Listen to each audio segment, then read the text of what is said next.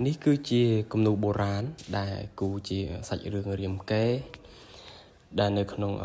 សាច់រឿងពេលដែលហនុមានចាប់នាងមច្ឆាពេលនឹងដែលហនុមានលងស្រឡាញ់នាងមច្ឆាអញ្ចឹងណាបងប្អូនក៏មកញ៉ែញងផ្ដោះផ្ដងនាងមច្ឆាអញ្ចឹងទៅហើយក៏ឲ្យពួកវងត្រីអីហ្នឹងមកធ្វើជាសាក្សីហើយក៏បានក៏ស្រឡាញ់គ្នាតរៀងទៅក៏បានបុត្រាម្នាក់ហ្នឹងហើយនិយាយទៅខ្ញុំក៏មិនសូវជាដឹងរឿងច្បាស់ដែរក៏ដឹងជាគោលប្រាប់ឲ្យបងប្អូនបានយល់តែប៉ុណ្ណឹងបើចង់ដឹងច្បាស់បងប្អូនអាច search មើលដោយខ្លួនឯងអញ្ចឹងណាបងប្អូន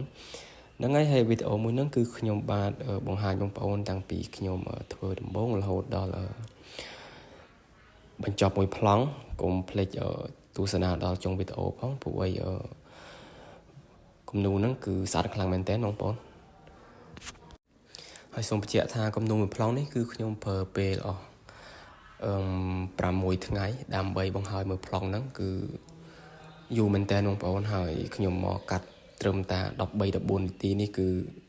អាចនិយាយបានថាវា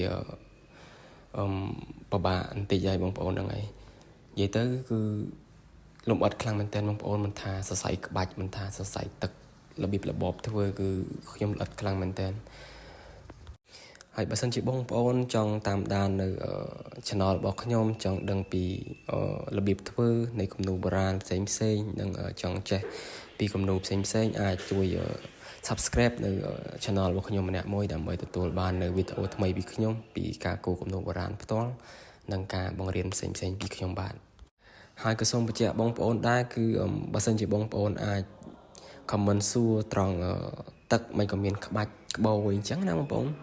គឺខ្ញុំអត់មានចម្លើយទេបងប្អូនហ្នឹងហើយនិយាយទៅគឺយើងគូតាមក្បួនខ្នាតរបស់ដូនតាដែលគាត់បន្សល់ទុកឲ្យយើងហ្នឹងហើយយើងក៏មិនដឹងច្បាស់ថាមូលហេតុអីបានសរសៃទឹកគឺមានក្បាច់មានក្បូរអញ្ចឹងទៅហើយសម្រាប់នៅក្នុងវីដេអូដែលខ្ញុំបង្ហាញនេះគឺដូចជាការបង្ហាញហនុមានកាត់សរសៃទឹកគឺខ្ញុំធ្វើវីដេអូខ្លីៗវីដេអូបញ្ជាក់មួយគឺនៅវីដេអូមុនមកខ្ញុំបើសិនជាចង់មើលចំត្រង់ចំណុចកន្លែងណាមួយគឺបងប្អូនអាចមើលវីដេអូដែលខ្ញុំ